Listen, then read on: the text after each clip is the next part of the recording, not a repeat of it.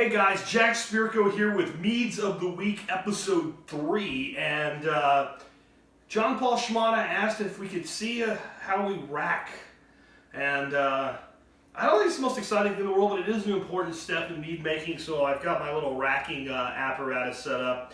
This isn't exactly the way I usually do it. I have these little bar stools down here in front of me, and what I usually do is set this receiving vessel down on that bar stool and rack to it. Before I start though, let's pour a little drink together, right? A little Dirty Arm cider, still drinking that. This time it's chilled. And I'm noticing, even though I'm not completely happy with this, with the dark brown sugar, like I said last episode, the longer it ages, the more it mellows and the better it gets. I'll put some of this away and see how it does, you know, with 4 or 5 months of age on it. But just as a everyday drinker, that's not bad. All right. This is the Three Flowers blend. So this mead's like 20 days old, and as you can see, it's crystal clear, and all of the flowers and sediment have fallen. That's because 4 days ago I looked at it and said, yeah, it says I can give it another week. This stuff's done. It was almost as clear as you see it right now, and I threw it in the cooler and cold crashed it. A couple things about cold crashing. If you're using a balloon, the bottle's going to contract, and it can actually suck the balloon in. A lot of times what I do is I actually cold crash into a glass jug, and if I do that, then I just put the lid on it loose, let it chill, and once it's chilled, I take the lid off and put a balloon on it while it's sitting there in the cold crash. I do the same thing with these bottles here. I just put a lid on it and lightly attach the lid, and then after it has time so it doesn't collapse the bottle onto itself, I go in, 5-6 hours later and put the lid on it, tight it. But all we're going to do is we use this little auto siphon. I'll have a link in the video notes where you can see where you can get one of these. But pretty much that's it. And you can see I've got a Sharpie marker up under the corner here to tilt it back, and that's in the back corner. People have been asking, how do I get every single drop out? You don't. You offer up some to the mead gods. What gets left behind? A little bit gets left behind. That's just the way it is. Now on racking to another plastic fermenter. If I was going to age this out in a secondary fermenter or even a tertiary fermenter for, I don't know, months or something like that, I would absolutely use glass. Being that this is basically just going to be allowed to let the sediment fall again, sit in there for about another couple days to do that, and I'll probably rack it a third time, I'm not worried about it. It'll be in this racked fermenter for less time than most meads are in a primary. So it's just not that big of a concern. You can see the levels dropping there. It would be going faster again if I put it down, but then it would be harder to do this video and what have you, and you wouldn't be able to see it. But that's coming in nice and clear. It is actually coming in a little cloudier than what you're seeing right here. That's because we are getting some of the sediment picked up off the bottom. There's screens that you can put on racking canes, but they don't work really well with an auto siphon. Some people actually siphon through a sieve. I don't usually do that. What I just do is I rack it twice, and I let it fall and crash out twice, especially this particular mead, the Three Flowers blend. Again, Three Flowers blend we do with elder, chamomile, and heather flowers.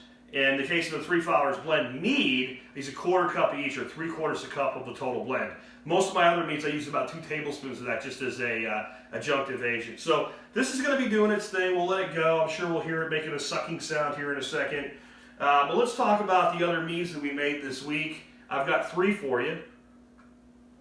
I've committed to doing at least a gallon a week, so there's going to be some weeks I don't do any, so I'm getting ahead of the game early here. My latest creation, watermelon mead. This is made with 2.5 pounds of clover honey, 60 ounces of watermelon juice. I'll talk about that in a second because I'm kind of jazzed about what I found. 1 teaspoon of Fermax, 2 tablespoons of Three Flowers blend. I made it just today. It's not even started yet. The yeast is still floating on the top. It's at a great temperature for pitching yeast. We'll talk more about that in a second. And it's ready to go. There we go. That's it. It's done. Here's what I want to say though. Cleaning this up, it can get spilly and messy, so I'm going to do it later. What I do is I lift the hose up and get all the mead out of the hose, and then I take this end of the hose and I put it inside the bottle here with the racking cane and carry it over to the sink as a unit to make as little mess as possible, get as little trouble as possible with the wife. Really, I don't get in trouble with her because I clean up after I make mead. Keep the household happy. Anyway, back to the watermelon mead. That's it, just the Fermax, the 3 flowers blend, 2.5 pounds of honey, and 60 ounces of watermelon juice. Would have been 72 ounces, but my wife Dorothy wanted to try this product, you know, just as a, what does it taste like? And I wanted to try it too, so we drank one of the bottles. This I got at Costco. It's called Watermelon Water, Hydration Plus Happiness. Keep refrigerated because it's cold pressed. Cold pressed juiced watermelon, and the only thing in here is watermelon flesh, watermelon rind, and some organic lemon, just probably for brightness and to help stabilize it. And that's it, 100% juice, and it's cold pressed. It's also non-GMO verified in the non-GMO project, so good old healthy watermelon. And I thought about this one because I've always wanted to make a watermelon wine or a mead, and I've always heard people that make watermelon wine say they come out kind of thin, watery, not really all they're cracked up to be. And I thought about, well, in a mead, if I just put 2.5 pounds of honey in here and I just make a straight honey mead, that's pretty good. This can't make it worse. So we'll try this and see how it works out. My big trick here was to get that 2.5 pounds of honey dissolved in the water with as little hot water as possible. I didn't want any hot water going on this cold pressed watermelon juice. Does that give a chance for some wild yeast to stand up and do its thing? Yeah, it does. But I think with the Cuvée and Pastoral Blanc mix, that's going to dominate everything there. I wanted to try it that way, more of a traditional cold pressed wine type thing. No sorbates, no nothing. If it turns out to be a stink bomb, I'm only out on 2.5 gallons. If it seems like it would have been good, well, what I'll do is I'll get another batch of that. I'll heat it on a stovetop to 160 degrees. That'll pasteurize and I'll let it cool down and I'll do it again. That's what I love about small batch. If I screw this up, who cares? I'm out, what, 15 bucks?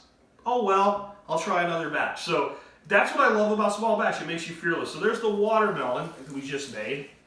This one is not going to suck. This one is going to be good. This is a little bit more complex. I posted in the Underground Meadery on Facebook how I made this in the Mead group as well with a picture earlier. Now I'm going to talk about it. This is a Kiwi Peppermint mead. So it would be either an herbed melomel or a fruited methylogen. I don't know which one you would actually call it. This is made with 5 kiwis. It's also made, you know, the Fermax is in there. It's got the juice of 1 orange. So the juice of 1 orange, and 1/4 of the orange was pitched in to give some balance to the thing. And Champagne and Cuvée yeast mix, not the Blanc, because I was out of the Blanc today and made this. 2.5 pounds of clover honey, and again, 5 kiwis, peeled, chopped up, and dropped in the fermenter. And it also has 2 tablespoons of 3 flowers blend. This should be fantastic, and the smell says it's going to be fantastic. So peppermint kiwi mead. Now, this one was a little bit more complex than what I usually do. Usually with herbs and stuff, I just throw them in there. Peppermint, if it sits in any kind of a liquid for too long, it starts to get bitter. It gets overpowering, it gets all kinds of issues. So what I did is I took my trusty little French press, and I want to make sure I give you the right number. I have it on here, 6 tablespoons, I think. Yeah, 6 tablespoons of peppermint were added to this right here, and actually hot boiling water added to the peppermint. And then that was allowed to steep for 5 minutes, pressed out, and set aside to make the rest of the mead with. So that got the peppermint flavor in there, but kept the bitterness of the long-term soaking of the peppermint out of the mix. And then this was done with dry peppermint as well. So that would be another reason. I'd be more likely to ferment with whole fresh peppermint in there than I would with dry peppermint. It can become really overpowering. But kiwi peppermint, this should be good. I was hoping that it would come out kind of green from the kiwi, but I think we're going to get more of a golden hue. I think if you want to make something with real green to it, if you could use food coloring or something like that. I want to make sure I got that recipe right. The zest of 1 orange and the juice of 1 orange. That's what went into this. I got confused with the other one. You make a lot of meads, you got to write things down. So 5 kiwi fruits chopped up, the zest of 1 orange and all its juice. There's no orange pieces in here. Fermax, 2.5 pounds clover honey, champagne cuvee blend of yeast, 2 tablespoons of 3 flowers blend. This was made on 2/2, so a few days ago. And it's off to the races nicely. And then this one I made last night. This is pomegranate mead. Now I've made some meads and some sizers using the quart jars you can get of 100% pomegranate or black cherry juice. I like them okay. They haven't really been as bright and light as when I've used either actual cherries or pomegranate berries. So this is actually made with pomegranate berries, 2 cups of them. And if you go to Costco, where I got the watermelon juice, you can get 2 cups of pre-seeded pomegranate berries, whole berries, right in the refrigerator section. They went straight into the fermenter. I also used the juice of 1 orange plus 1/4 of an orange. This is the one I did that in.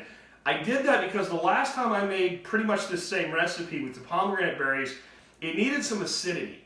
I thought about using lemon, but orange seemed to work better, and I had an orange around the house, and I thought the orange would be bright and bring through a little more flavor than lemon would. I also did 2 tablespoons of 3 flowers blend, pasture champagne and cuvee yeast blend, 2.5 pounds of clover honey. So that's this one. So those are the 3 meads of the week. We've got this racked off now. I'll get that back in the cooler, and hopefully I'll probably have to do like not a full episode to show you how I bottle, because that's a process into itself. But I'll tell you what, you can do this with what's called a bottling wand to bottle, or you can do what I did. I went out and got a 2-gallon bucket. I drilled a hole in the bottom of it. I put a bottling spigot in it, and when I go to bottle, I rack to that bucket. I hold the bottle up to the spigot. I turn the spigot on. I turn the bottle on the side so it runs down the side. Yes, it could oxidize a little bit. These aren't competition meads. These are meads for drinking with your friends. I fill it up and I turn the spigot off. I do that till all my bottles are full. I put them away. I label them and put them away. There'll always be a little bit left in the bucket. I put that usually in a small mason jar, set that in the refrigerator because it'll get stirred up a little bit. Let it settle out, and that's my reward for bottling that evening. So it's not hard. Hope you enjoyed it. I'll keep them coming. You keep tuning in. Remember, if you like this sort of thing, you'll probably like my podcast, the survivalpodcast.com. Short link to it, tspc.co, tspc.co. Check it out. 150,000 people a day listen. If you listen, you might figure out why. Hope you have a great day.